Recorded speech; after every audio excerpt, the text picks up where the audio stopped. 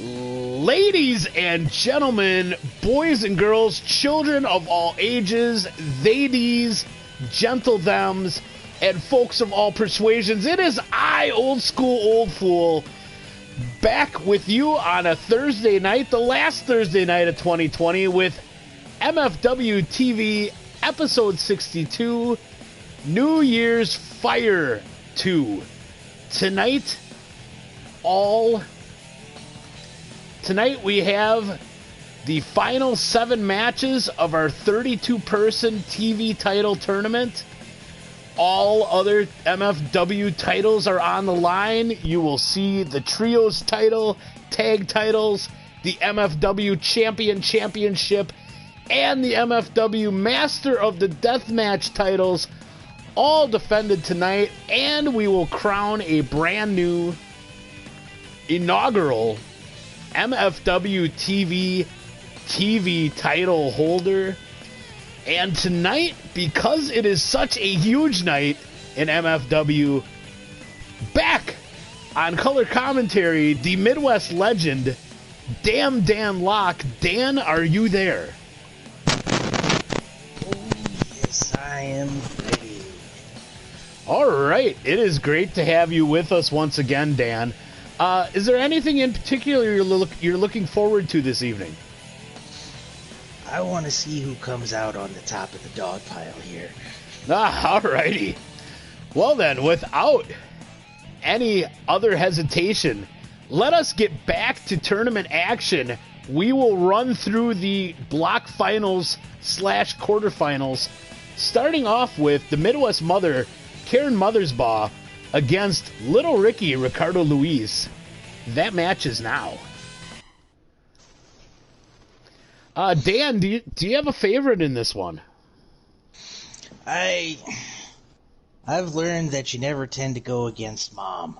Oh, well, that probably says a smidge about your upbringing. Well, you know, some I had coming, some I didn't have coming, or at least see coming. Yeah, probably seen the same way most children see when growing up. Midwest mom Karen Mothersbaugh on her way to the ring, looking determined as always. Downtown Sandy Jenkins, your referee for all the tournament action. The other matches tonight, the other 4 non-tournament title matches, will be reffed by the lead official, Wills Lane. You know, I don't believe much of the crowd would actually believe if Jimmy Buffer's rulings were true or not, so we had to kind of keep him away from the stage, is my understanding.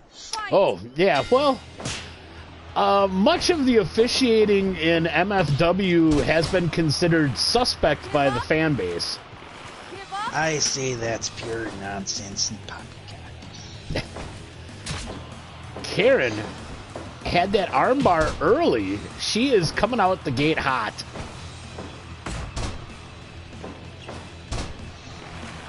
She is all over Little Ricky like a mom on her teenager to get the dishes done. Oh, you know that's never going to happen without at least a taste of the backhand. Oh, geez. Fancy cover by Ricardo Luis, only gets 1. Karen a palm strike off the ropes. The cover only gets 2. Now, as I do recall, these people have not had much of a break since the start of this year tournament. That is true. And as a reminder to folks, the damage in a tournament is cumulative. Folks wear down between rounds. Huge top rope Rana from Ricardo. Which that goes to show it, we're seeing some big actions right off the top. Yeah, and you know, you gotta think people are gonna try to finish their matches quickly. There's only so much left in the tank.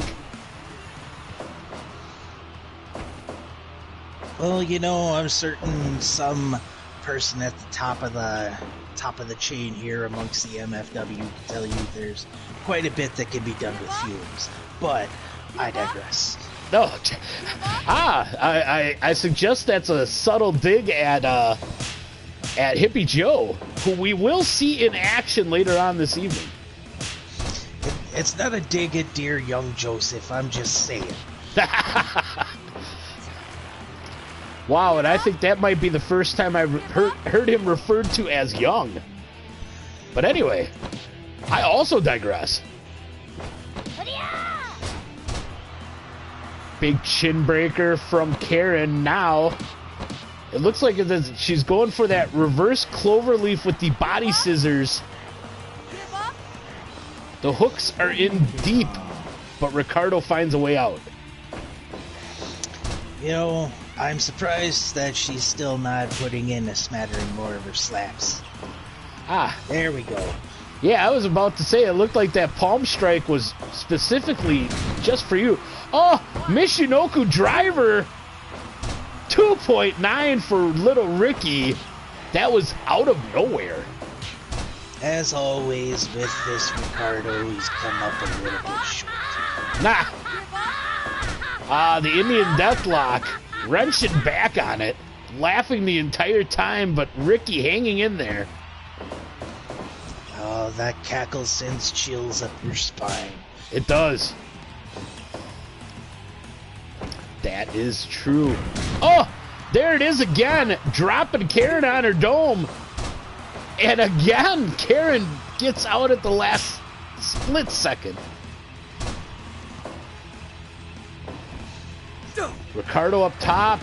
Beautiful moonsault. Karen out at 2.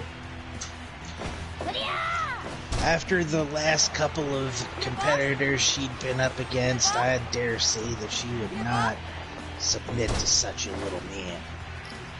Oh, well, I don't know. It's definitely a different challenge compared to who she faced earlier.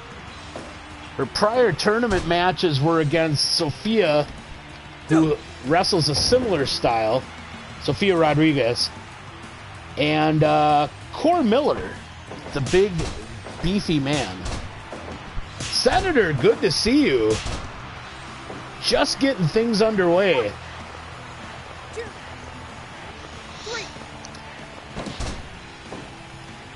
Karen getting frustrated, just straight up choking Ricardo. Well, you know, frustration is something that she deals with pretty frequently, and here she can actually vent it in a somewhat... Big pop-up Rana into the pin, and little Ricky, Ricardo Luis, moves on to the semifinals. I am awestruck. I am fairly shocked as well. Every time Karen had him grounded, working on a submission, he hung tough. He hung tough. Well, considering her recent competitors in this tournament were two of the most vicious women you could cross paths with, I'm not surprised that she's the least bit worn down. True that. As most of the competitors will be, but...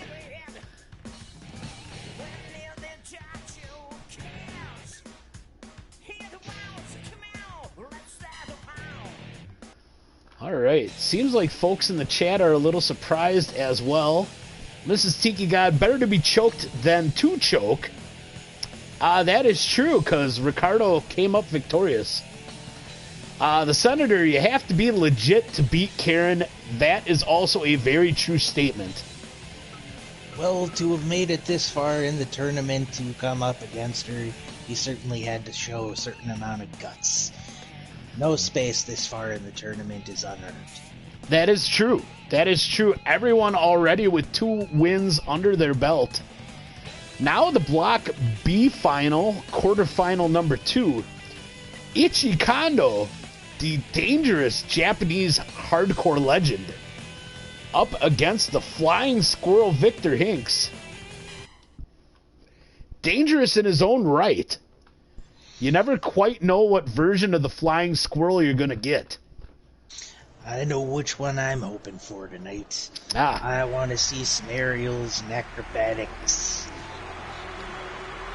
Yeah, because that's definitely not in the Ichikando bag. But forks and sickles are.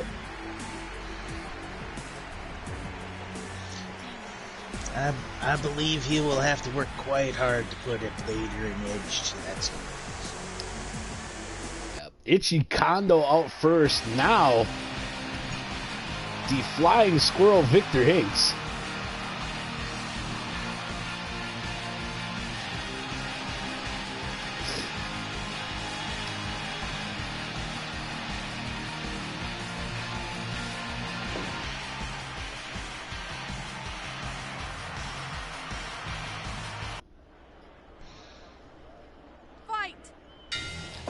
This will most definitely be an interesting styles clash, and we've got a few of those this evening.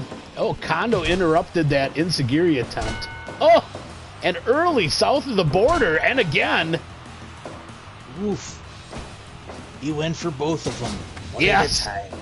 Yes, and to the floor right away. Kondo with a kendo stick, unable to get a swing in.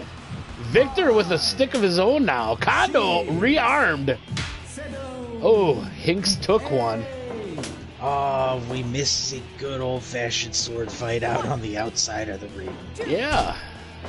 3, 4. Kondo drops his weapon at Sandy's 4 count. Hinks now going swinging.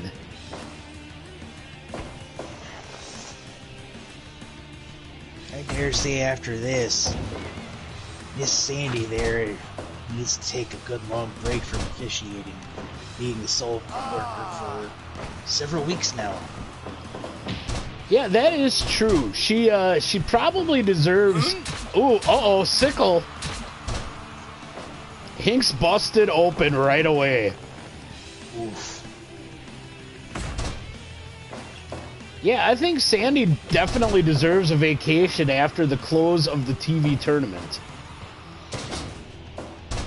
She will certainly be able to make use of her Christmas gift from a secret Santa of coupons to Margaritaville.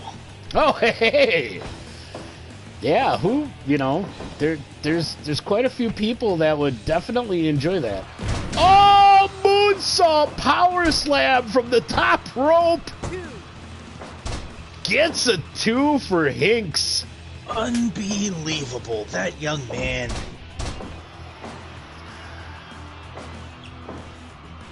Wow. The air and the power, but it wasn't enough.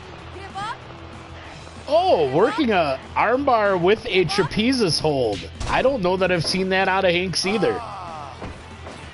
Mixing it up this evening. Kondo went low and goes for a cover. Only 2. Well, at least one of them is mixing it up. The other That one is is true. just thoroughly setting to mix the bits. Kondo now biting the open forehead of Hinks. This man is a savage. No, maybe we just need alternatives. In Oh, the green powerbomb reversed by Hinks. Rolls him up for 2. I like that Hinks is trying to mix it up, go a little deeper into the arsenal. But he's wearing himself out right quick. He needs to take that breather. Setting Kondo up for Space Squirrel after he missed the spear. Picture perfect somersault elbow. The standing moonsault into the pin, and it is over. Hinks moves on. Even after being busted up by Kondo, under 7 minutes, your winner, Victor Hinks. Get that young man to medical. Yeah, that's probably not a bad idea. He's going to have to get patched up in between rounds here. Alrighty, wow. That was an action-packed just under 7 minutes. You know, most people would be disappointed with a performance under 7 minutes, but you know, I say that was a rush. Indeed, Dan, indeed. All right, quarterfinal number 3, the Block C final. We have Abby Jones, Hammer Abby, going up against Kurt Kidman next.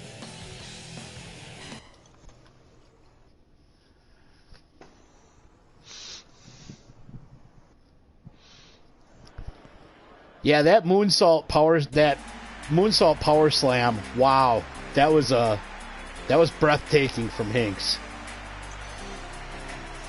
Just a shame that it did not have the power, but it was still early in the match. Hammer Abby Jones.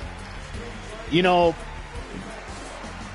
based on her performance in her first couple of matches in the tournament, I'd have to say she's the one in the quarterfinals that's probably going in with the, again to use the phrase, with the most gas in the tank.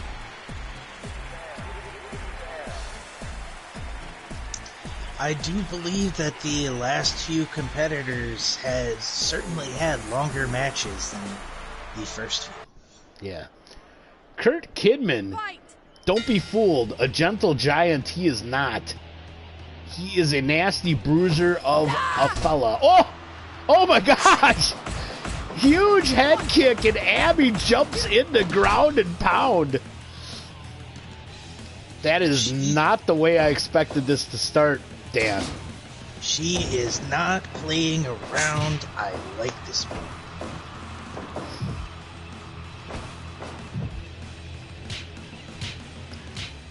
Working him over with punches in the corner. Now again, this time raining punches to the back of the head. Well, you gotta even them out. Nah. Why focus on a body part when you can beat the heck out of all of them? Well, I was thinking more, you know, when you're needing the dough or a face, you kind of need to flip it over and work the other side too. Nah, fair enough. Numerous knees to the head, and now a leg lock from Abby. Give up.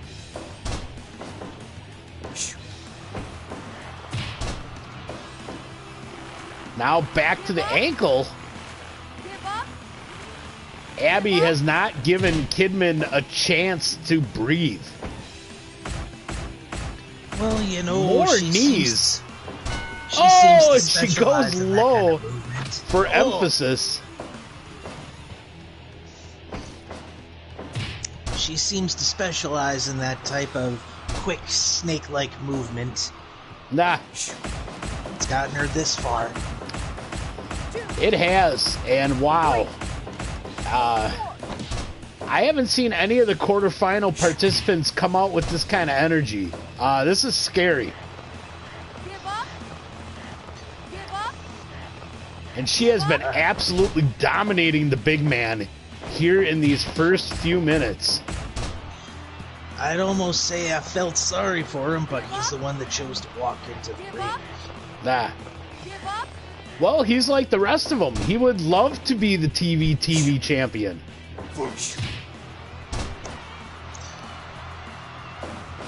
Well, love and commitment, you know, only takes you so far. Give up. Sad but true, Dan. Sad but true. Mrs. Tiki God, she's scary, so the usual. Yes. I believe that's all I have to say is yes. I would follow that up with ditto.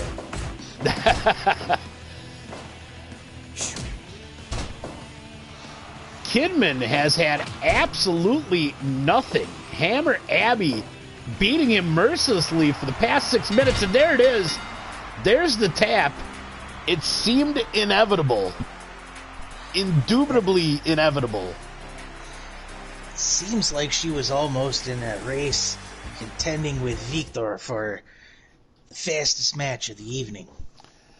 Yeah, you know, you could have sworn that it was like under beat the clock challenge rules. Like whoever put in the best match time got a prize or an opportunity. But we now move on to our fourth quarterfinal. After that, the tournament participants will get a break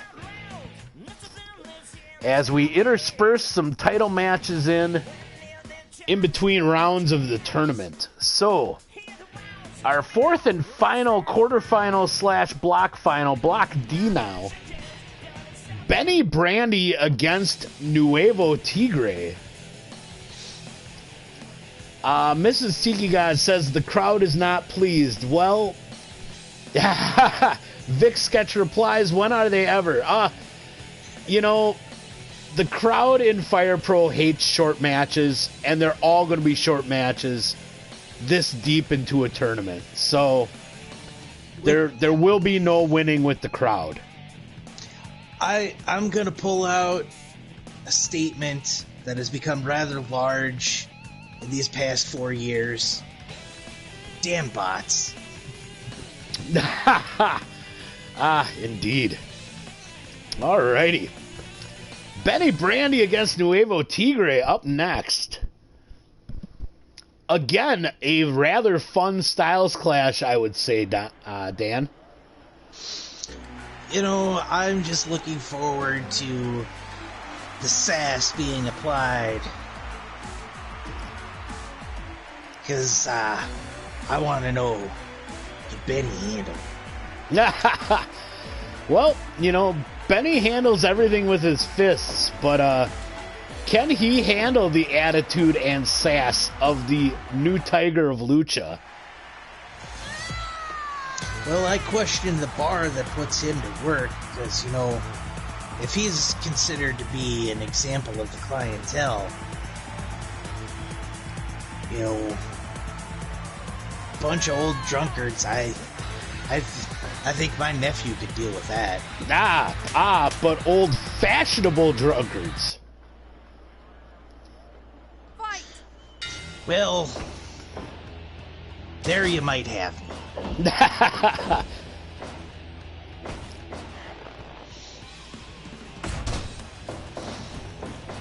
But I will still say not as fashionable as some of the gentlemen that have the mandals in the ring. Yes.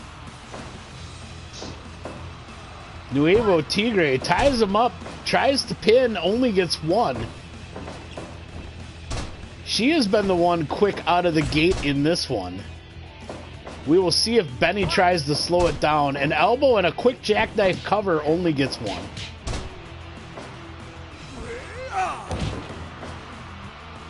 Fist drop to the small of the back and another quick cover from Benny. Again, only one. I dare say this may be a competition for the quickest match. Benny repeated fist drops, working over that lower back of Tigre.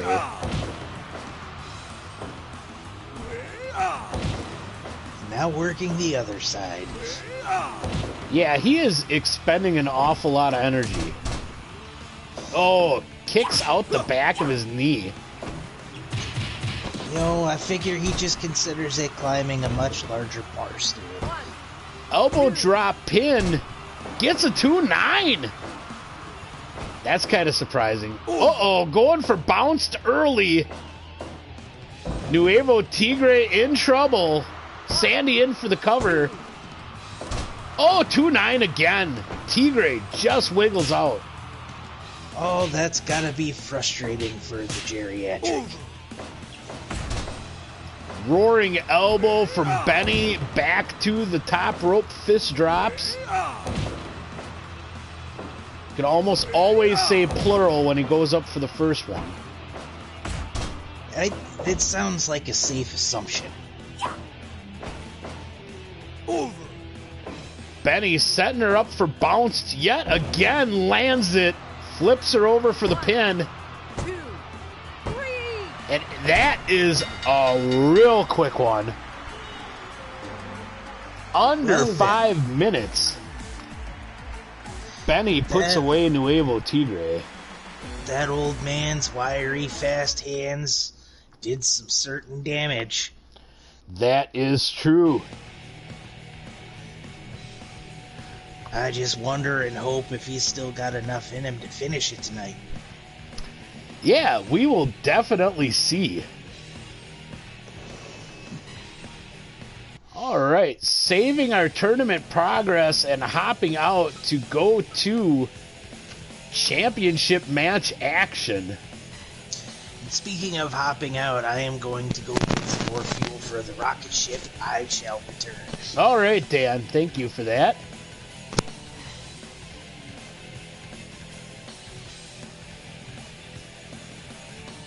We will hit save twice to be ultra safe.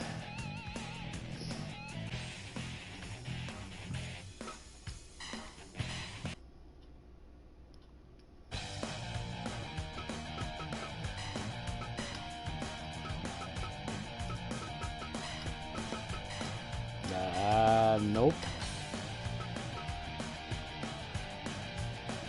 Yeah, Mrs. Tiki God, that was over in a blink.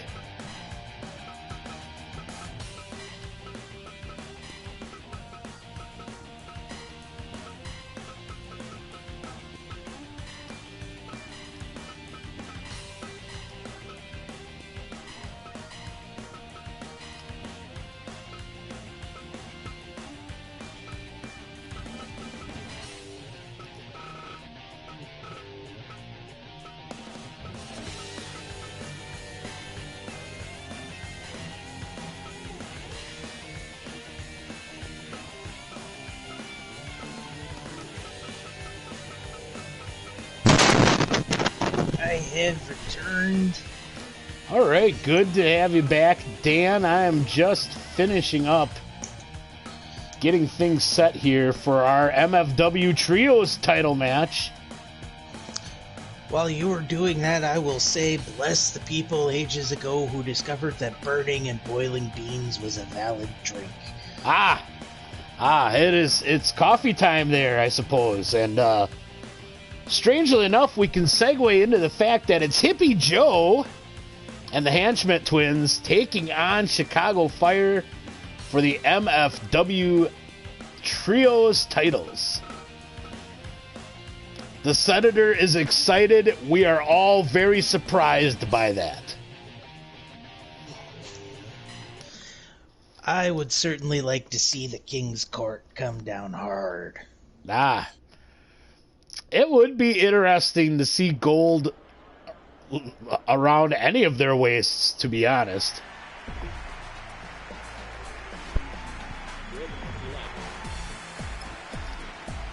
But anything can happen. And seems to. Speaking of which, I've got to ask. So, for budgetary reasons, is that haze about the entrance of the ring the reason why you said vaping only in one section? I'm not at liberty to disclose that at this juncture. That could perhaps be covered on a future episode of WTF is MFW, perhaps. Your champions, Chicago Fire, out next. This is Tiki God. I'm saying that there are plenty of people huffing vapors.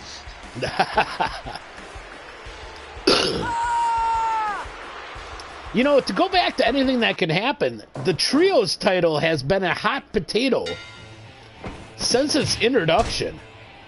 No one has successfully defended it yet, and New Jill was busted open by that knee. First move, first blood. How about that? That is crazy. Well, she's not likely to take that lane down. Oh, definitely not. Big code breaker. Senator says making New Jill bleed is a big, big mistake. I feel that is a big understatement. Right you are, Dan. Ian Hanschmidt in now with CC Cicero.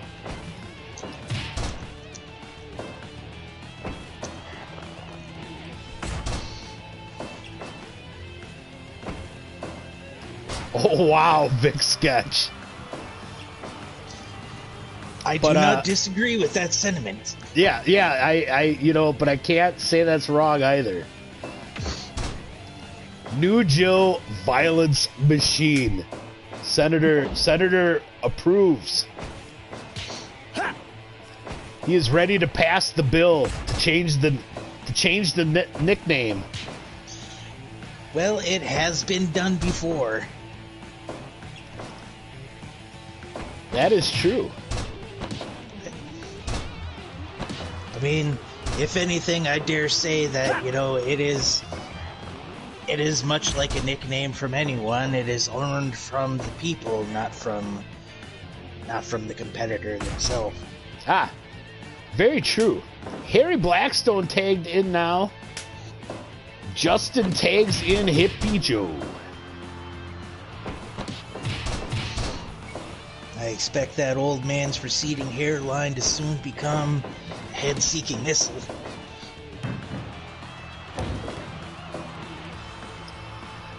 Agreed, Senator.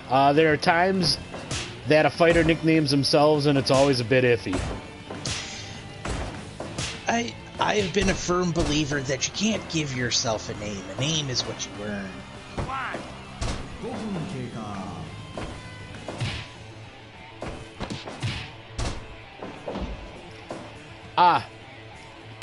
Very much so agreed, Senator.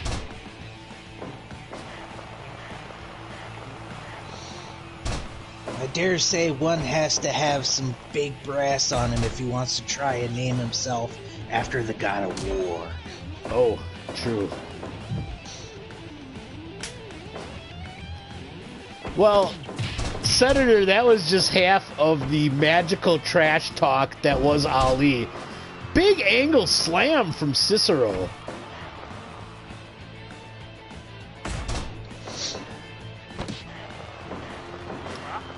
Rings of Saturn / Brutalizer / Nagata lock from Cicero. But Joe helped him get out of it. Ian gets a knee, Justin comes in. Apparently Joe does not trust his boys to save himself so early in the match. Yeah, kind of curious.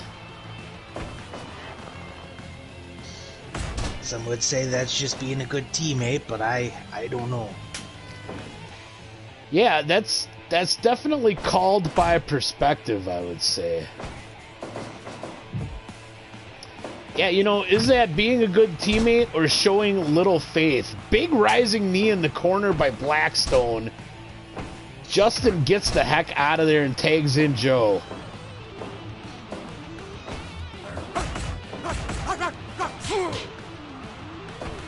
Joe lighten Harry up and sets him into the Jefferson airplane spin.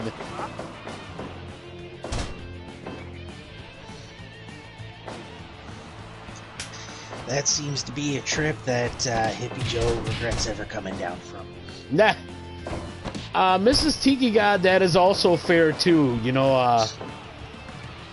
Is it the occasional bailout, or is he always jumping in at every instance? Because that would definitely show a lack of faith. Well, I dare say then that we haven't seen enough of the King's Court in action recently to know. That's also true. Buckshot gut shot from New Jill, but tries the pin in the King's Court corner. You do not attack the man and his men on the throne. It looked like we were going to have outside the ring shenanigans, but everybody, nah.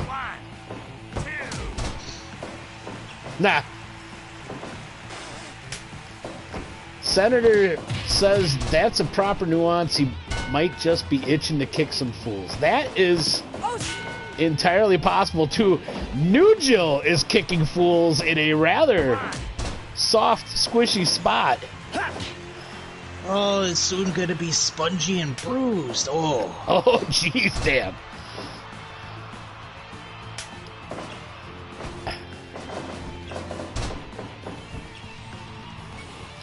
Cece in with Joe now. Joe trying to work her back towards the King's Court corner. That's the thing that I don't know that I've seen enough from some of these trios teams. The mentality about the positioning in the ring.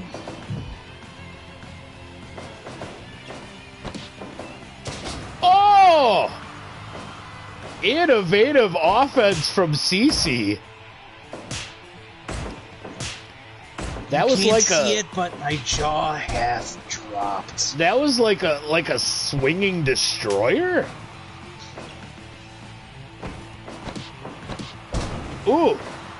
Tag team offense from the Queen of the Streets and the Street Princess.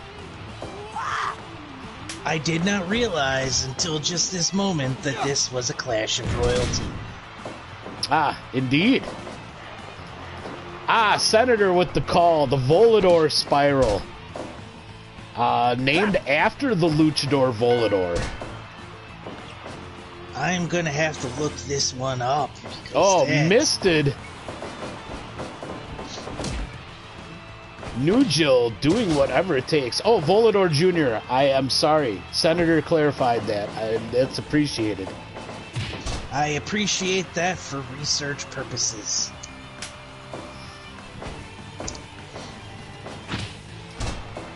Clothesline sandwich for Ian, but he tried the quick roll-up. New Jill not the legal competitor. Ian getting out of there, Joe back in. Just got me thinking about my grade school lunches. Sandwiches and roll-ups. Ah, indeed. All right, back to the Rings of Saturn. Both twins in the busted up. Unconcerned about going into the enemy corner. Damn Dan has been on the road and has not had dinner, people, if that is not obvious. Oh, jeez. Caffeine on an empty stomach. New Jill held up Hippie Joe for that pump kick from Cece. Cece misses a cutter. Justin back in.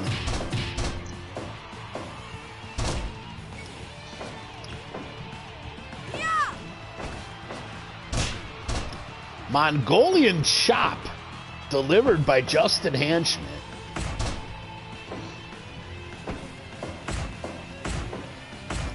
Oh, what a forearm combo from Cece. Oh, strong move straight to the head of this young lad. Big diving European uppercut off the rope. She tags in Harry. Oh! But Justin catches him with a belly-to-belly suplex. Harry answers with a vertical suplex. We get one more, we have the start of a Suplex City. That's right.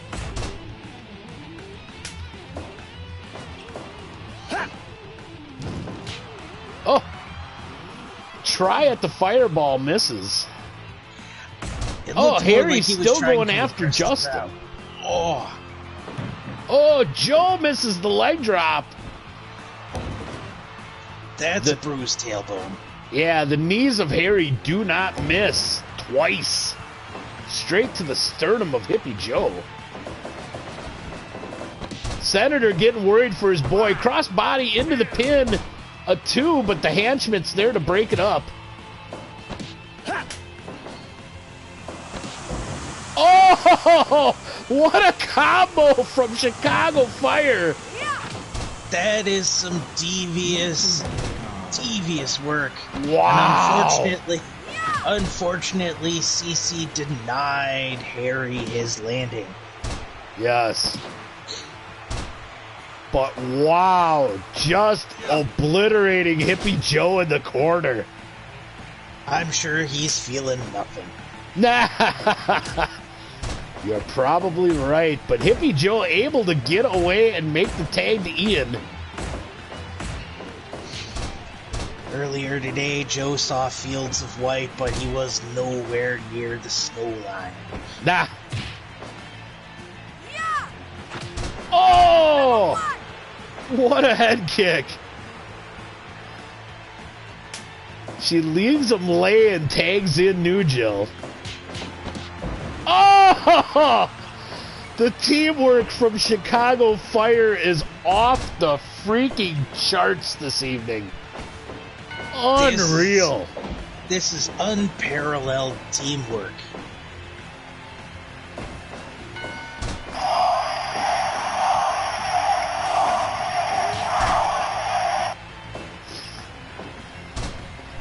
The crowd is right.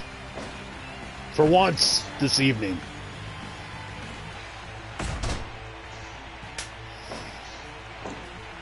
I dare say the King's Court is going to have to drop a bomb if they're going to win. The Twins are starting to get it together here, taking over on Nugent. Oh, that missed drop kick gives Nugent the opportunity to make the tag to CC. Justin thrown to the corner, but works his way out with the front face lock and then the elbow, getting some space. Another big head kick. At this point, I'm surprised I'm not seeing laces imprinted on the sides of their heads. Chop block.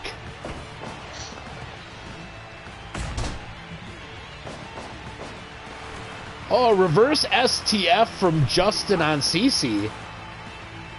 Her Chicago Fire teammates not worried. Well, seeing their participation earlier, I'm pretty certain they believe she's got it. Back into the Brutalizer / Rings of Saturn / Nagata Lock. And finally, a trios team has made a successful defense of the titles. Your winners, Chicago Fire. Yes, Dan, sorry about that. That is okay. I was hoping to see something from the King's Court, and mostly what I seen was their ability to take a beating. Yeah, you know, other than flashes, yeah, Chicago Fire looked absolutely dominant in spots, and some of that teamwork tonight was just mind-blowing. I'm in awe. It is something I certainly haven't seen from any of these groups in a fair while. I dare think that this belt has a home for a bit. Entirely possible. Entirely possible. They sure looked good this evening. That is for sure. New Year's Fire rages on. Another title match. Oops. Opa. That's what I wanted.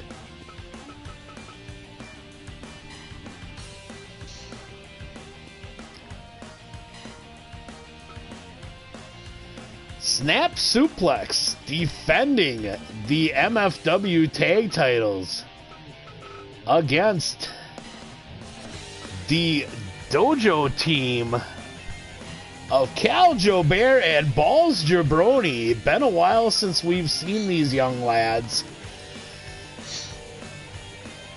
How will they fare against probably the most dominant tag team in MFW history? Would you agree, Don?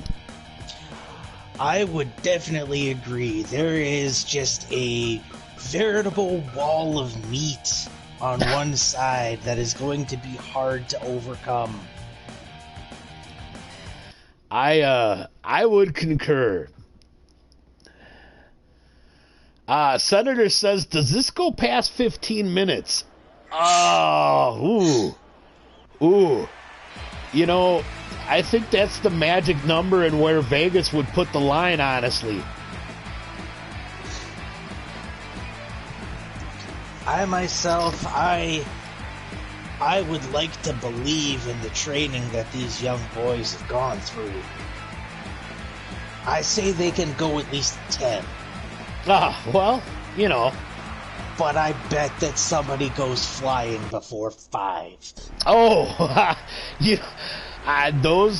those I would say are both very safe bets, especially when you have Yuri Grogdov.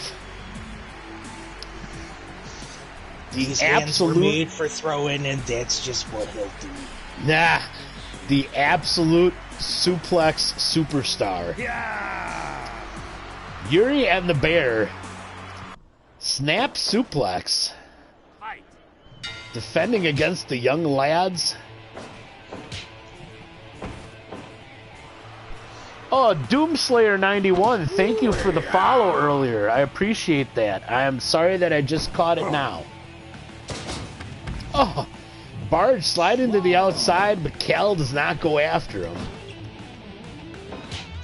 I am surprised that that big man was tossed out that fast into the match. Yeah, it is definitely surprising. Barge missing an attempt at a submission, but that's okay. Because that's something he'll keep trying throughout, as always.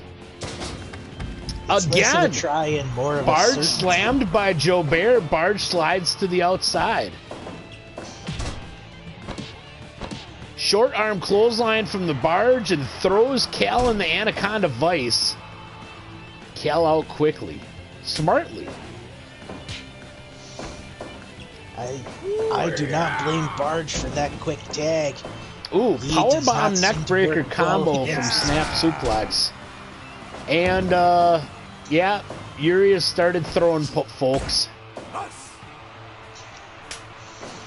Balls Jabroni tagged in for the Dojo Boys. Nah. Punisher NZL. These jobbers are original characters that me and a buddy made.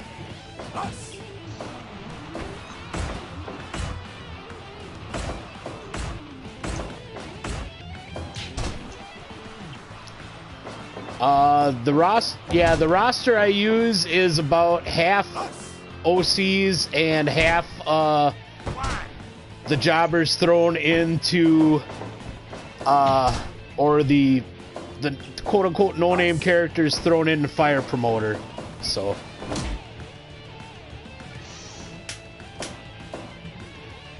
both teams make tags. I believe Cal and the Barge are the legal competitors.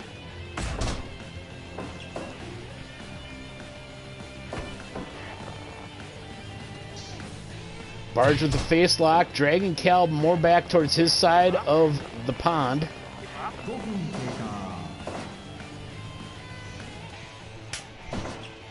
I think the Barge needs to work on his grip a little bit. They are slipping out mighty quick. That is true. It is early in the match. So yeah, and you know, when people are facing the Barge, they know to try to stay away from those submissions if they can. Ugh, there's an ugly one. Try to stay away from that one. Yeah. Agreed.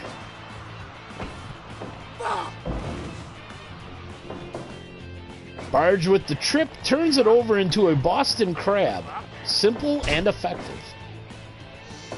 Yeah, he just had balls between his legs and was dragging them on the ground. Well, thanks, Punisher. We've had fun with it so far.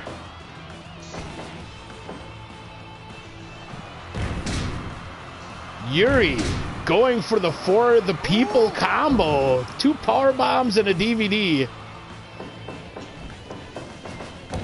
Ooh, dives in with the quick elbow. Balls smartly making the tag after taking that. Oh! Yeeted all the way out of the ring by Yuri. The released German sends Joe Bear to the floor. That was a hell of a trip. Oh! Nice shot by Joe Bear, catching Yuri as he tried to stop the momentum on the ropes. But a big capture suplex from Yuri and a cover. Only 2.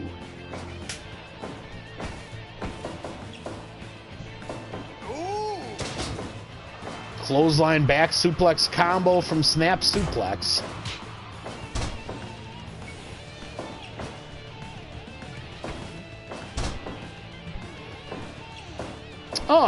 Well, thanks, Punisher. I appreciate that.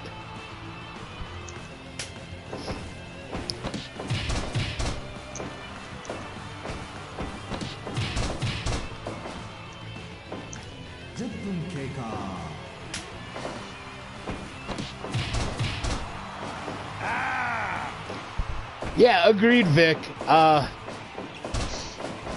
You know, I guess to put it into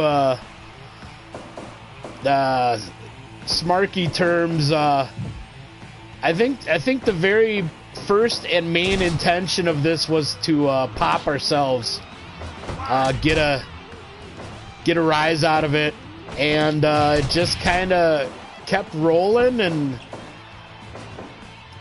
a small but dedicated community stops in to watch the silly and enjoy the fun, and been at it for what, about a year and a half now, I believe. That sounds about right from my recollection. Yeah, so plus everyone likes to make fun of the Midwest. It's easy. Especially when you live here, so yeah. It is easy peasy. Balls Jabroni now. Kind of getting a little work on the barge.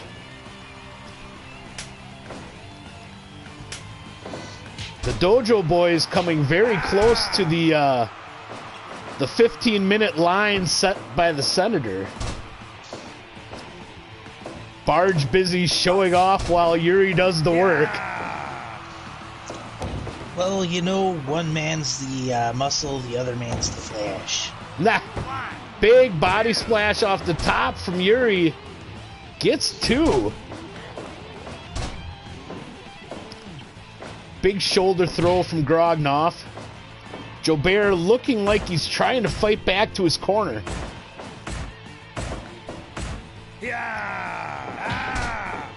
Dan, are you surprised by the performance from Jobert and Jabroni?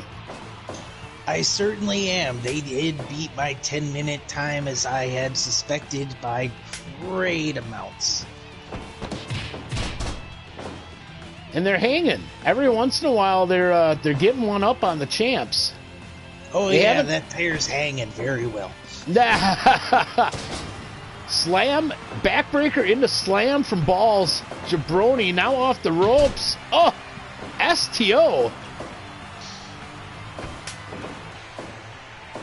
Uh-oh. Barge has got him tied up. I'm sure they are a peach to deal with. Jobert breaks it up. Saves his partner. Right you are, Senator. Oh, caught in a knee bar now from the Barge. Oh, Cal not able to make the save in time. Jabroni taps out to the knee bar. Oh, just barely past that 15, but definitely past that 15. You know, that would be the way to say it.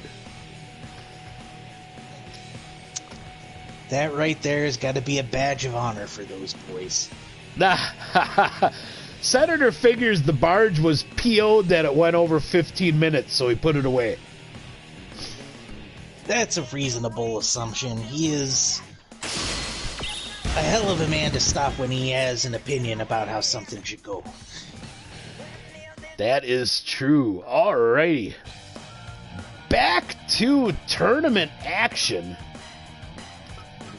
Our semifinals of the MFW TV title tournament.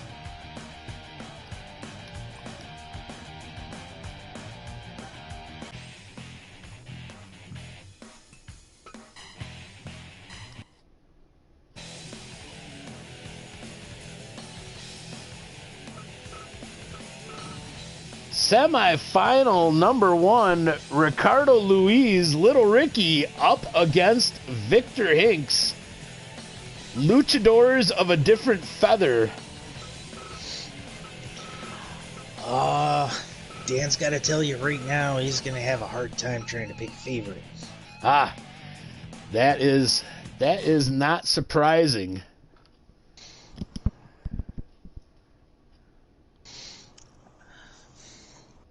I do enjoy both of those lads, but I gotta say I enjoy a certain flair of young Hinks there. I think it's the doggies. Ah. Why, yes, Mrs. Tiki God, it is the battle of Vic and Little Rick. Ricardo Louise out first.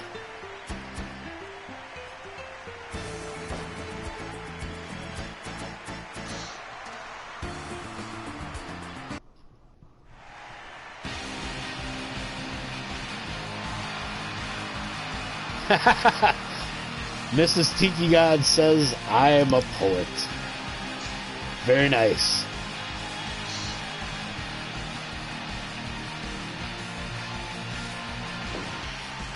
Speaking of wrestling and poetry, I'm going to share a quick story. Hopefully before maybe after this match. Semifinals are important. I don't want to BS over it. Quick Hurricane Rana pin from Little Ricky. Especially when it could be over in 5 minutes. Absolutely.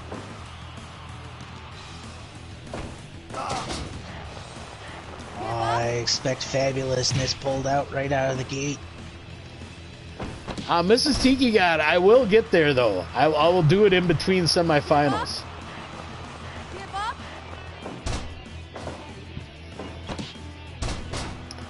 Flying cross arm breaker from Hinks again.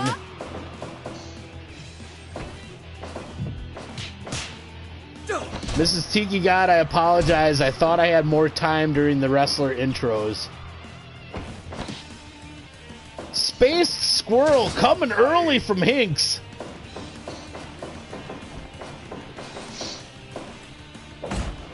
On point. Does not go for the cover. Misses an enziguri. I believe he understands that this Ricardo will not go down so easy. It'll require at least... Caught with an enziguri from Louise.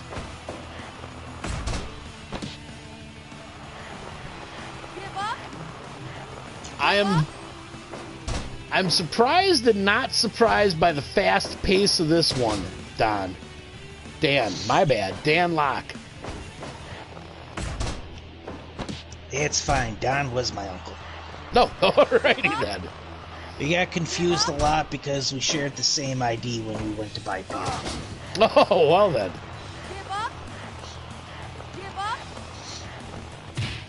Senator, I agree with you wholeheartedly. He is going to move fast, strike hard. He wants this. Deadlift German with the bridge gets 2 for Hinks. Shoots Louise off the ropes. Crossbody into the cover. 2.9. Oh, that count is rapidly rising. Running shooting star from Hinks. 2.9 again.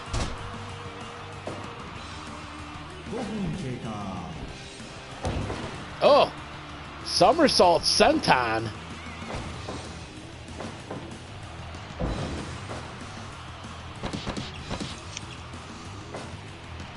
Louise with the very cocky cover gets 2.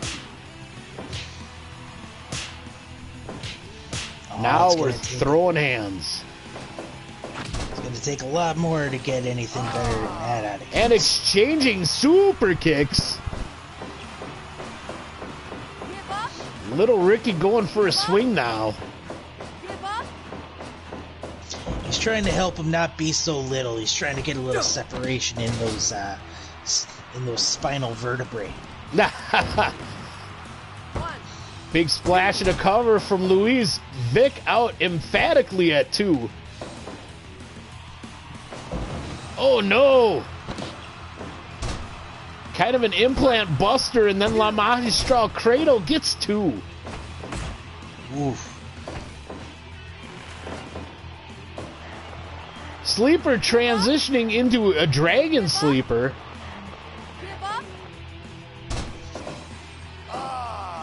Yes, but not transitioning into a Tempur-Pedic sleeper. That is true. Hinks did catch him with that enziguri. It looked like he was going to miss. Little Ricky trying to feed off his inner Hulk Hogan. Run up moonsault. Only 2. The squirrel cannot be stopped. Oh, reverse Rana from Little Ricky.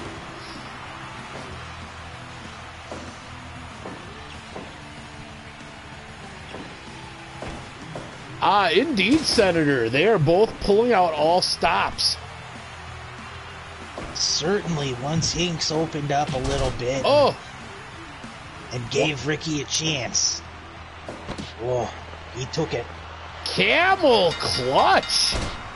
Simple and effective.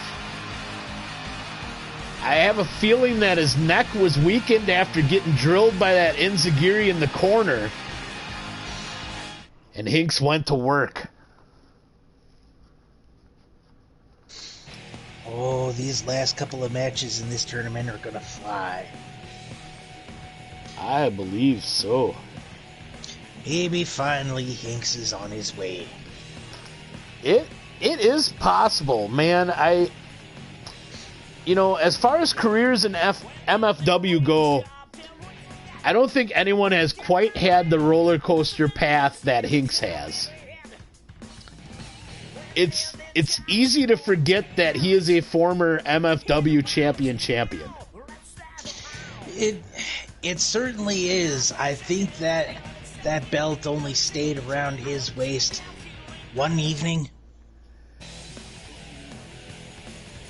Yeah, I believe you are right, Dan. I want to say he dropped it after he dropped it on his first defense.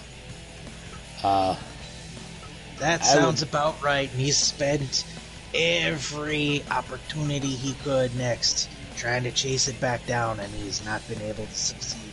Right. Well, if he wins the TV title, that puts him, it's something in wrestling.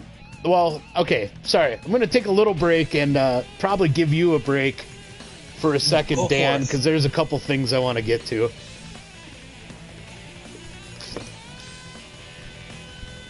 So anyway, first, in MFW, the TV title holder is literally the number one contender to the MFW championship. It's the way it used to be back in the 80s or 90s. The quote-unquote secondary title holder was pretty much the number one contender to the world title. In WCW, if you were the U.S. champion, you occasionally got a shot at the world title. WWF Intercontinental Champion occasionally got in line for the world title. Yep, Senator, exactly. And in MFW, we plan on getting back to that. Now, the other twist is that it's also going to be like the old school TV titles, which means it is a big feature of TV. So in MFW, I plan for the TV title to be defended every week, every two weeks at minimum. So there you go. That's the kind of responsibility that is going to be on the shoulders of the TV champion. I'm sorry, the TV champion. Yes, put the proper respect on the titles, sir. That's right. Now, to get back to the quick poetry and wrestling story, a wrestling writer that I have that I follow on Twitter was kind of in a mood and needed an exercise, so they said, like this post and I will write a poem about New Japan Pro Wrestling's Master Wato. He is a fun, goofy character, and the character that they assigned to a fella that just got done with his New Japan dojo training and his excursion abroad, I want to say earlier this year. So, me being me, someone who also writes about pro wrestling, when I left a reply to that post, I wrote a haiku. I do not remember it off the top of my brain. Maybe I'll try to pull it up and post it to the Facebook or something for a laugh. But yeah, poetry and pro wrestling occasionally do mix, and so that's what I wanted to get in about that. And then, since I'm talking about writing, I will make a quick plug for Tuesday at bumwinebob.com. Issue 10 of my column, The Clean Sheet, goes up. And this time around, we're going to do the Dynamic Dozen for 2021. 12 wrestlers that I think are going to be breakout stars or gain a whole lot more exposure and more opportunities in the new year. Yes, Mrs. Tiki God, these couple over the holiday season have been Tuesday instead of Thursday, mainly because of Christmas Eve being on a Thursday, New Year's Eve being on a Thursday, and not wanting to cross streams with the holidays too much. Alrighty, I got all of that out of the way. Let us now go to Benny Brandy versus Abby Jones. Our second semifinal. We will see now who Victor Hinks will take on in the TV title tournament final. Guaranteed finish is Luchador Style versus Bruiser. Yes, it will be Lucha Style against some sort of bruiser. Whether the straight up strikes of Benny or the more rounded MMA game of Abby. I gotta be honest, I don't know who to pull for in this match. I think it's going to be interesting, and if Abby comes out with the quick start like she pretty much has all tournament long, this will be a cyclone of violence, I believe. Fight. I prefer a tornado of tribulation myself. Also within the realm of possibility, Dan Locke.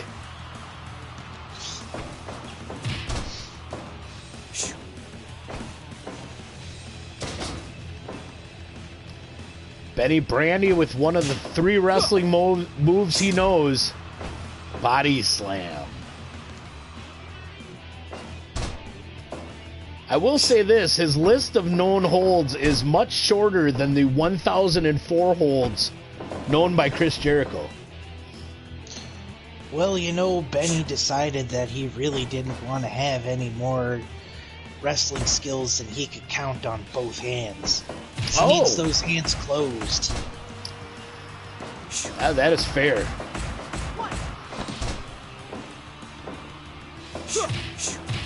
Oh, wow. Abby avoiding those punches by lighting up Benny with kicks.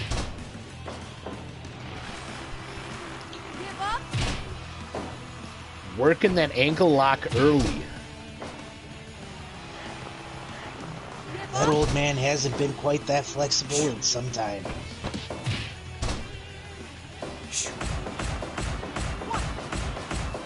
And again, Abby absolutely relentless. Trying to give her opponent as little opportunity, as little time to catch a breath as humanly possible.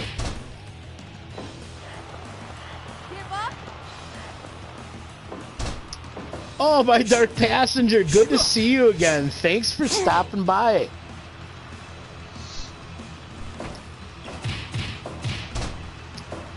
Yeah, this is the second semifinal for the TV title tournament. I believe she's going to have a heck of a time because distinct advantage Benny has over her is that he's decided not to wrap his bony knuckles in padding. Oh, well, that is true. But, in contrast, oh, Benny going for a cover. In contrast, though, once Abby has Benny down, she goes for a submission. Whereas Benny is probably trying to figure out how to strike him next once they're grounded, you know? Recently, the favorite strike has been going up off of the top rope. That is true. Many a top rope fist drop. It's Benny Brandy. It's that thing he do. Ooh, elbow straight to the back of the head. Move number 1, body slam.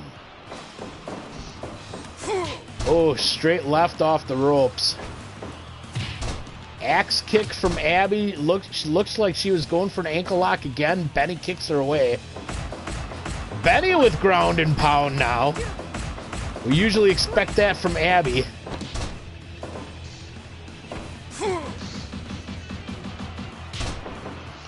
Suddenly I hear the chorus, anything you can do, I can do better.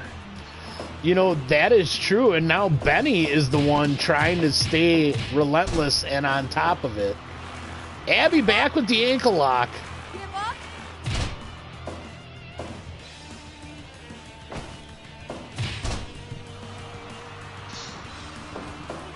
Jackknife cover from Brandy. 2.9, Abby kicks out. This may be the most trouble that we've seen Abby in all tournament, to be honest.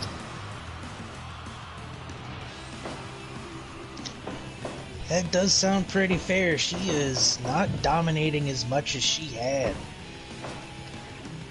Benny setting her up in the tree of Joey Lawrence. Punches to those powerful legs that have been riddling him with kicks.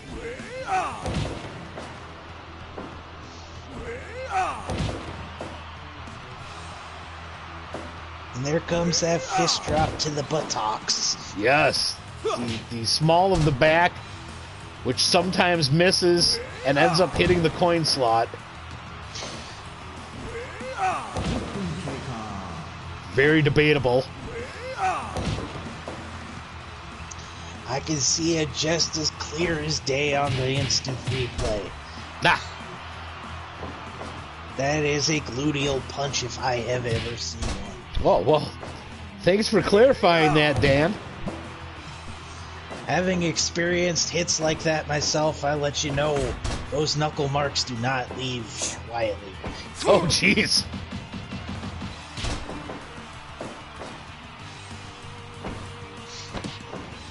Oh, punch caught. Flying cross arm breaker from Abby, but Benny works his way away.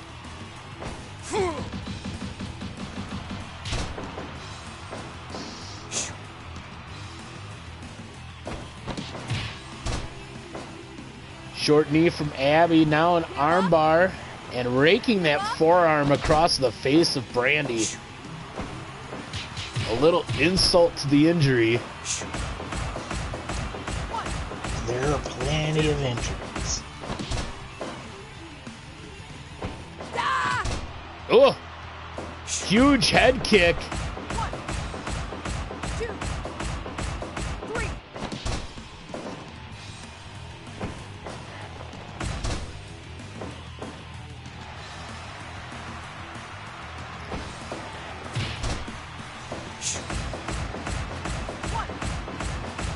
Wow.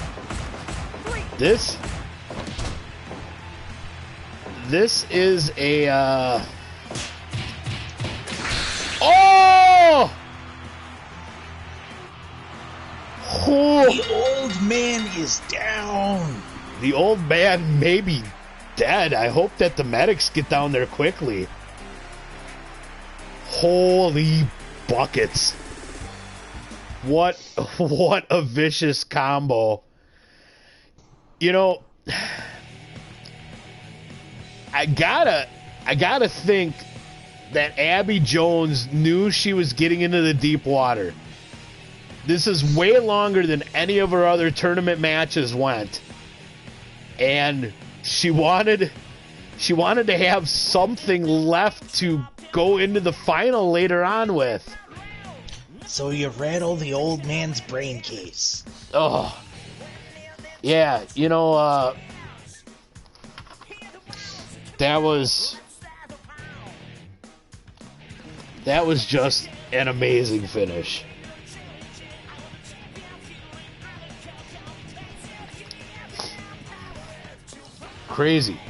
Craziness. All right. So Abby and Vic will get a small amount of time to rest as we move on to singles titles. Easy for me to say. Singles title matches.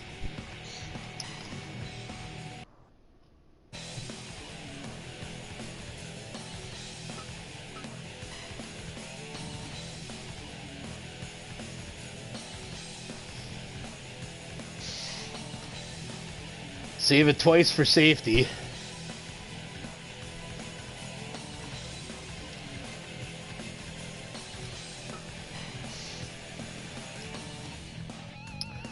So,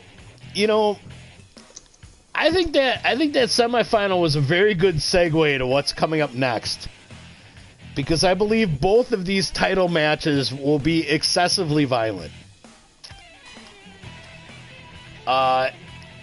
Coming up next, we have the MFW Championship with the Mommy Killer Buck Hunter defending against stablemate in the Workhorseman, or in the Hossman, I'm sorry, Shoe Club legend Red Hansen, the last person who got a pinfall on Buck Hunter.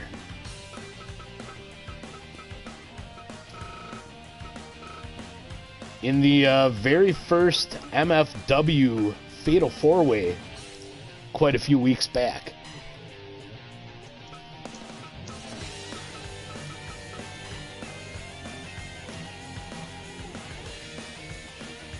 Alright, everything is good. Alrighty, folks, for the MFW Championship, Mommy Killer Buck Hunter defends against the Shoe Club legend Red Hansen. I'm sure he's hunted a mom or two in his time. Nah, wow. Yeah, I figured you'd be there for something, Dan, and yeah. It's what you keep me here for. This much is true. Also, your expertise in the world of pro wrestling, especially in the Midwest region / territory. Ah, yes. My years in the Mississippi River Legends.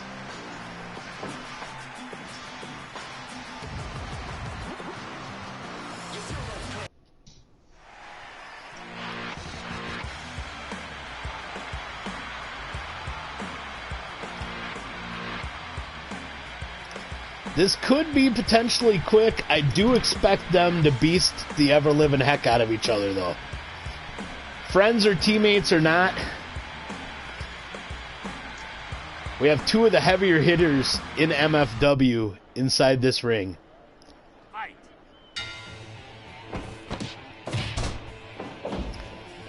Dan Locke, who you got here? You punk. I'm thinking the fiery-haired gentleman's got an opportunity. Like we mentioned before, he is the last person to have scored a pinfall on Buck Hunter.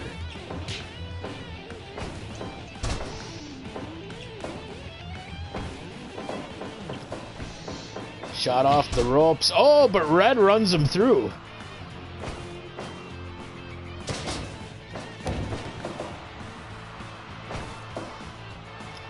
Test of strength between the two horses.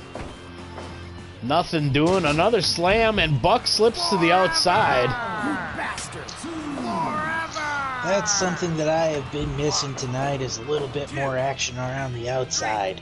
Oh, that is true. Buck brought a chair into the ring, probably figured Red would not mind. Oh, laying in forearms. Red shoots him to the corner, does not get a chance to dash in. Oh, short arm clothesline.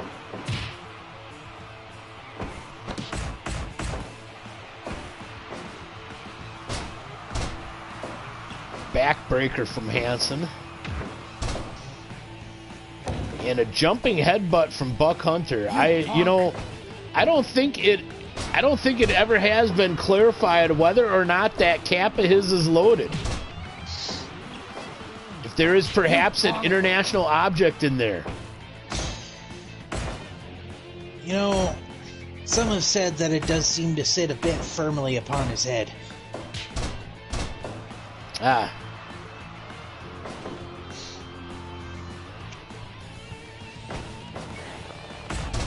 Wrong Hansen, Mrs. Tiki God, but I do appreciate the humor. This is E.N. Hansen, not O.N.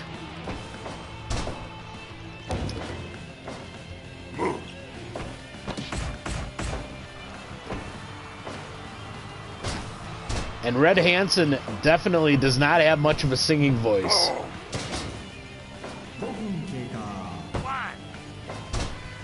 Only a 1 count. How do you know? Everybody sees Red it. Hansen setting up Psycho Driver. Drops the champ on his dome. Only gets a 2. Such a dangerous maneuver.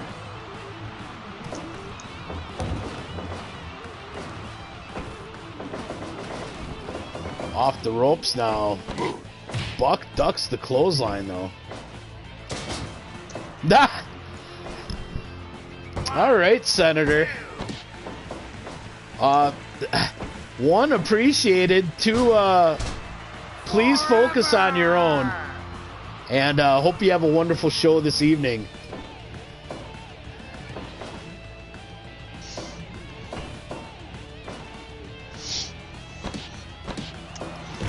Oh!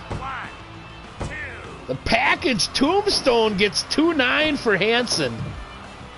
I wonder if young Buck's questionable hat helped him in that situation. Oh, I think it might have helped him there.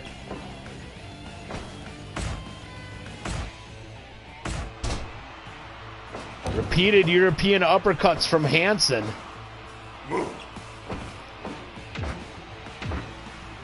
And repeated headbutts from Buck.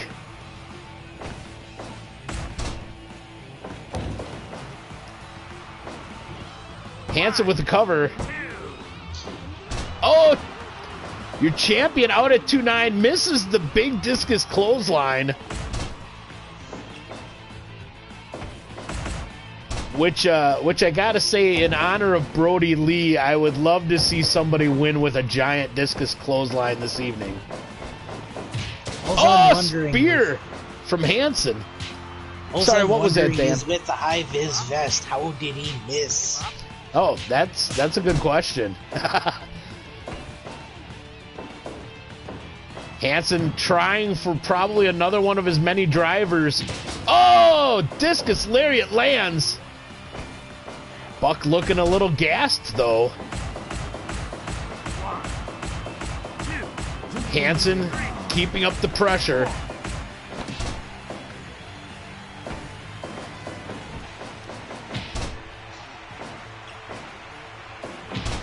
Ooh, big standing lariat. Now some ground and pound from Hansen. Or should I say more ground and pound?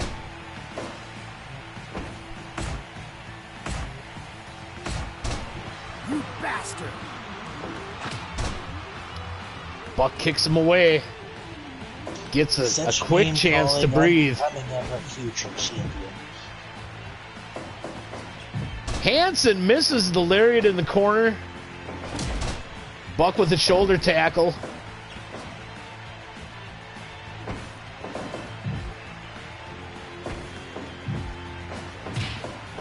Hansen now shoved to the corner. Buck repeated kicks to the gut. The champion starting to make a bit of a comeback.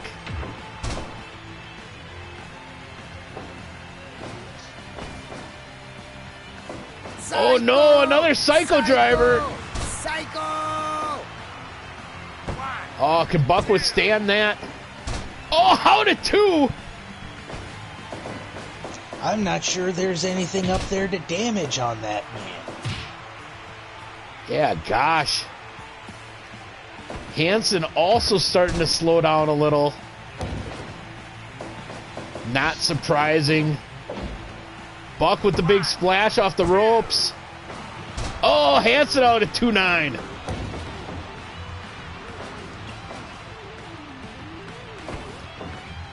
Oh, thrown all the way to the floor. Hansen, lariat.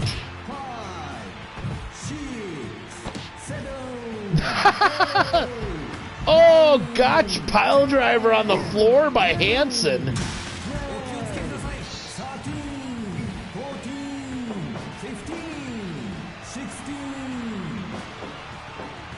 He just Both leaves men him there. back in the ring now. Oh, could not get that count out. Yeah, it looked like he was hoping to sneak it in. Buck again, kicking him down in the corner. Now Buck with a little receipt on the ground and pound. You punk! Oh, Hansen caught him in the back of the head. And again, going after it. Probably trying to soften the neck for another driver. Going for a cover. Oh, Buck out at 2-9, barely. It seemed like a pretty weak kick out.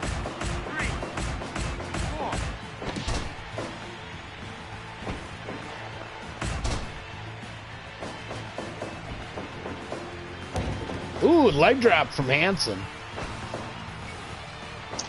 Psycho driver number 3. Psycho! And a cover. Wow. You bastard! We have a new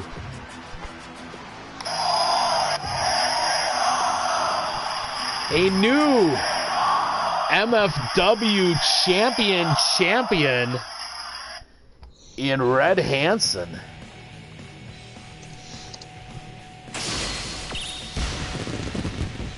You know, I believe it was the power behind the Hogan-style leg drop. Nah.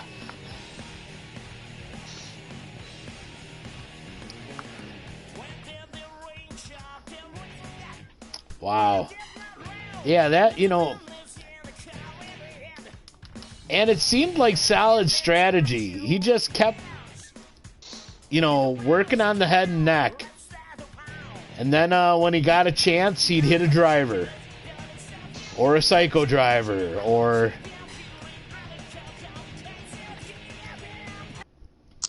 So, are you saying then that, as tough as he was a very driven man?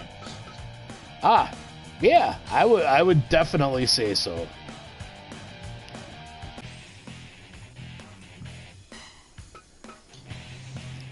And Sorry, again, I'm horribly working towards my quota of dad jokes for the end of the year. And now, because we just have not had enough violence as of yet, Master of the Deathmatch title on the line.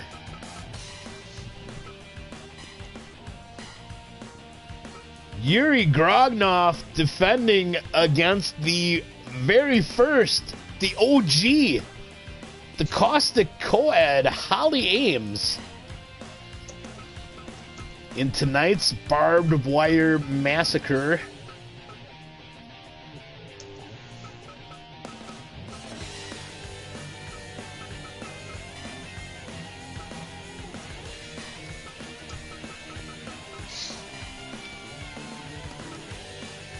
Yeah, double duty for Yuri the Bear this evening.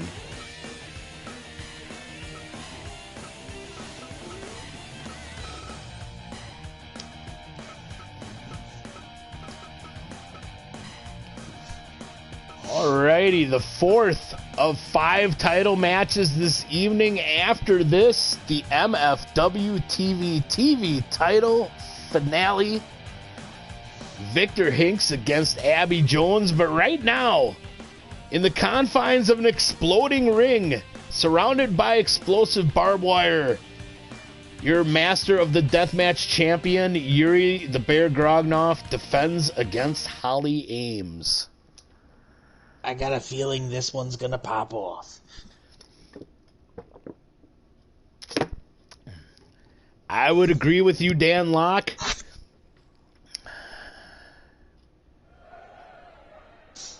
Will we finally get to see, for the last chance this year, that darn ring explode? It's entirely possible. Now, Yuri has requested from now on that the explosion timer is set for 15 minutes. He figures that he can dispatch most opponents within 10. So, to take a very popular quote, it's a bold strategy, Cotton. We'll see if it pays off. Well, I dare say that he is a man that is a bit of a thrill seeker. You know, that is fair. He takes on some crazy challenges and challengers. Like stepping into the ring against the Bears, Bear White and Bear Brown, in a handicap match on the Vic Sketch Show. Well, that I figured had to be perfectly logical. He felt he was facing down with his own kin.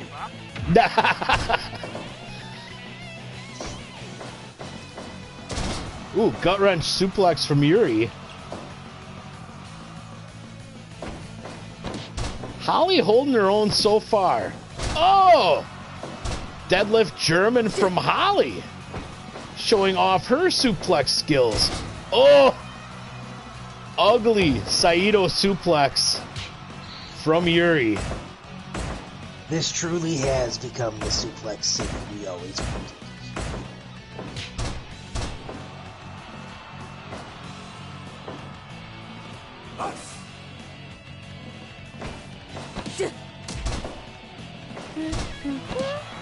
Cardinal Rule STF thrown on by Holly early. Yuri works his way on getting the heck out of there. Oh, now a standing choke from Holly. She had to have gone on to it early, figuring he was still tired from his earlier match. Now, that's true. Holly definitely trying to keep Yuri in a non-standing position. Oh, gut wrench German, or deadlift German there from Yuri. You know, it is. Oh, Holly to the barbed wire, and she is busted open immediately.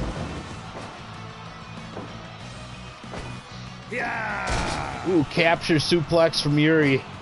And a cover. 1, 2. Gets a 2. Dan Locke, I was going to say I would believe Holly would want to keep him grounded at all costs. Not let Yuri have any leverage to toss her 3/4 of the way across the ring. It makes sense, because he's got those tree trunks of legs. Holy Take that buckets. and take most of his power. But it seems like she doesn't care. Yeah, Holly doing an awfully good job of throwing around the big man as well.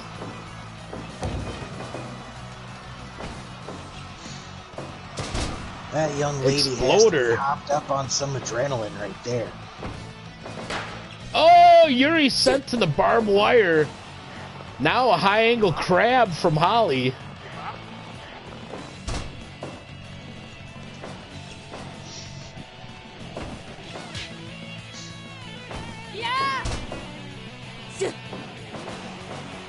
Again, back to that Walls of Jericho-esque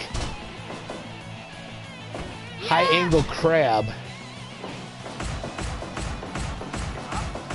I like Holly's game plan here. I can't lie.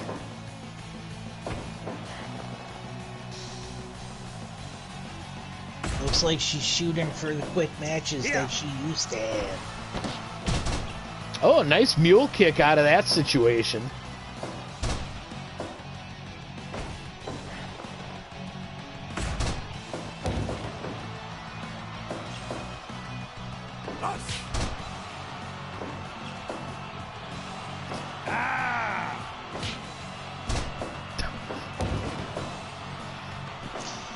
Fighting strong, but is she gonna have a chance to make him bleed as well?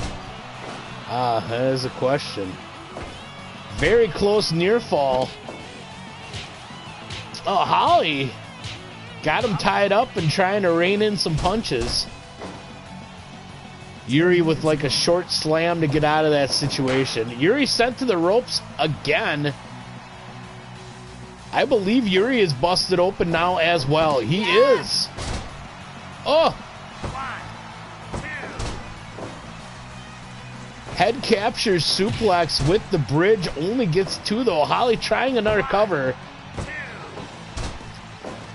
I would think that the near falls are going to come fast and furious now.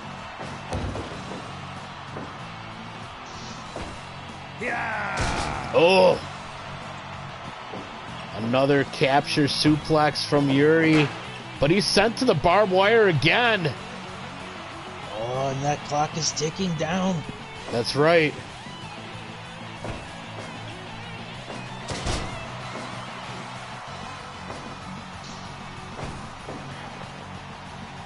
I do believe that this is the strongest competition for this belt I have seen yet. Holly trying to tie him up again and does. Oh! The ref stops it. Holly Ames, your first two-time Master of the Deathmatch champion. Bear two belts is no more. And once again, our pyrotechnician is denied. Yes. New champion.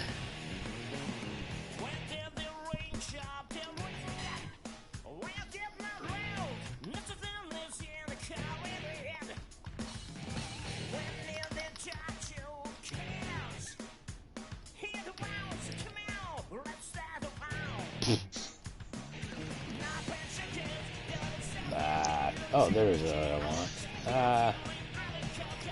Ain't technology great? Yeah, it is smarter than me for a sec there. Alright, leg clip punch. Yeah, that is an odd description of it. But that happens pretty often on Fire Pro.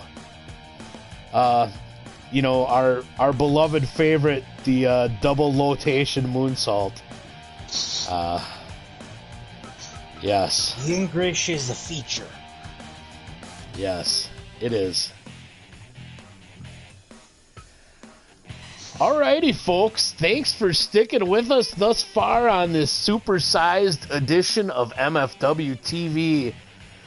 Congratulations, we have all made it to the main event. We will see who walks out of New Year's Fire 2 as the inaugural MFW TV title holder.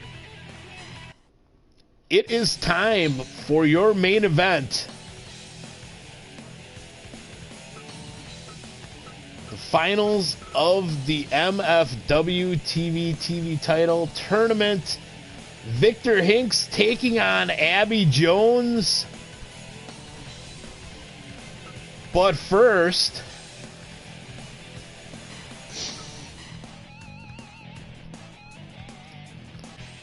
because I did not have it done in time to put it in the tournament, I do want to show off the final design of the belt.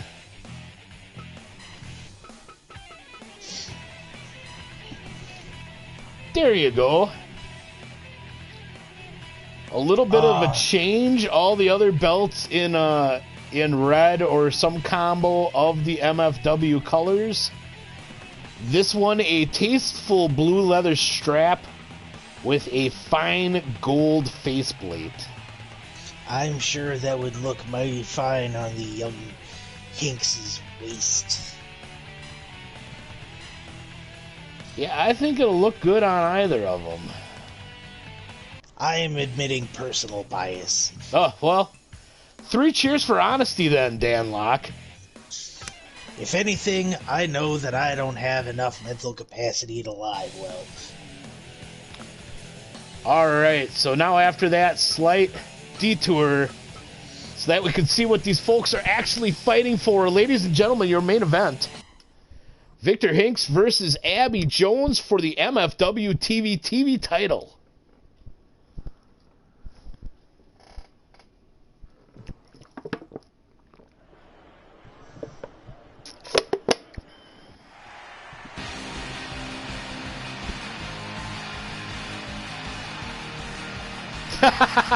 Mrs. Tiki God. Oh no! My dark passenger is invested. Well, everyone is entitled their own opinions, however wrong they may be. Oh, Dad Locke firing shots. But yeah, we have an Abby wins or we riot in the chat from My Dark Passenger 6. Well, it seems to be a, fair sporting tradition in certain cities. Ah, well, and it is kind of a running gag in wrestling. There's usually a lot of signs like that in the audience, especially during big title matches. So, early cover from Hinks gets a 1. Surprised? Not surprised. Third match of the evening for both. 2 rounds of the tournament before this. Oh, Vic misses with the enziguri attempt. Quick leg kicks missing from Abby. Catches Abby in a flying cross arm breaker. Abby works her way out.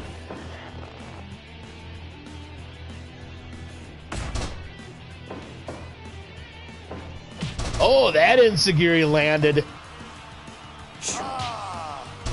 So did that uppercut from Hinks. Quick shooting star gets 2 for Hinks.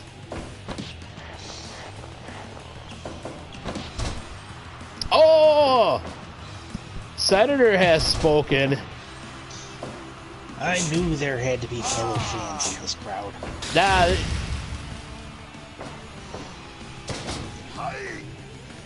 I don't even know where the move steal was.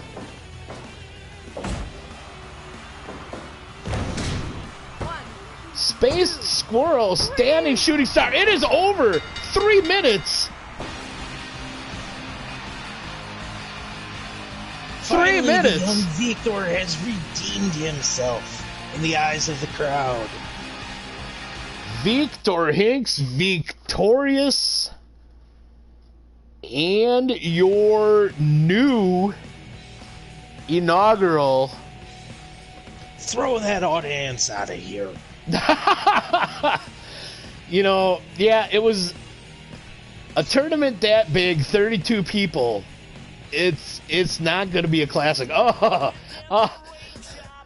My Dark Passenger says it was rigged. Oh, Mrs. Tiki God with the crooked ref speak again. I will not have it. These are the finest refs on the payroll. On the payroll. Wow. The company payroll. A tournament final marred in controversy. Yet here is our victor. Victor. The Flying Squirrel Hinks. Wow. So yeah, we will off stream, we will make sure that that belt gets to Victor Hinks. Wow, quite a few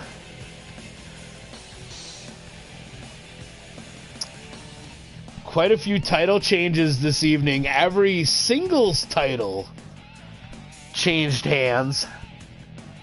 Wow.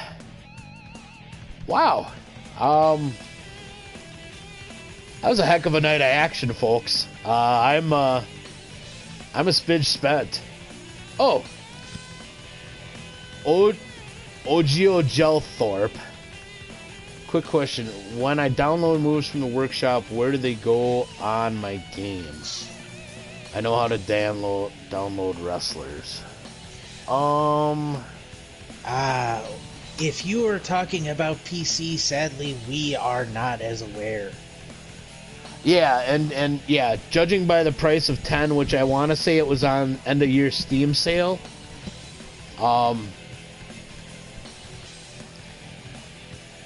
Yeah, Ogio Gelthorpe, I am playing on PS4. Thanks for stopping by, my Dark Passenger 6. And but to go back to your question, I'm playing on PS4 and the setup is way different. So I don't know if I can help you, but okay. May I point you towards the helpful folks at criticalclub.com? It is a Fire Pro Wrestling message board on pro forums where there are a bunch of nice and helpful people. So I would go pick brains or cruise the forums there.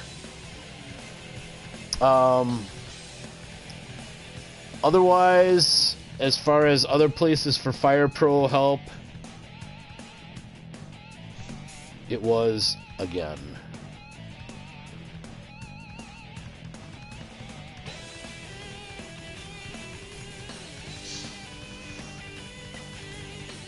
Okay. But yeah, that would... the site? criticalclub.com. Oh, thank you, Mrs. Tiki God, for dropping that in chat.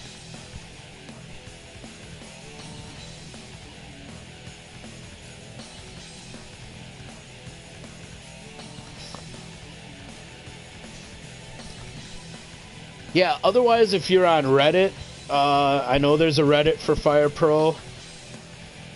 And yeah, I'm glad you're digging it. There's so much fun to be had and so much to mess with. It is a good time. What I'm running on here is a mix of built-in game characters from Fire Promoter and a bunch of OCs that me and a buddy came up with that are kind of jokes about the Midwest of the United States. So, and a couple other different references. But thank you for stopping by, and hope I gave you a couple of places to look and get a hand. So we will wrap this up. Episode 63 next week. I have no idea what I'm doing next. This was the big plan to end the year. So we will see what episode 63 looks like.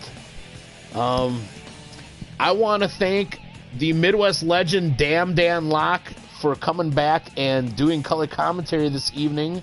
Thank you so very much, Dan. Oh, thank you again for having me. Always a pleasure. Always a treat. So I hope everyone has a happy and safe New Year's Eve, and that, 2021 we can obviously only go up from here, I hope. Be safe, be well, take care of yourself and each other. Old School Old Fool, signing off.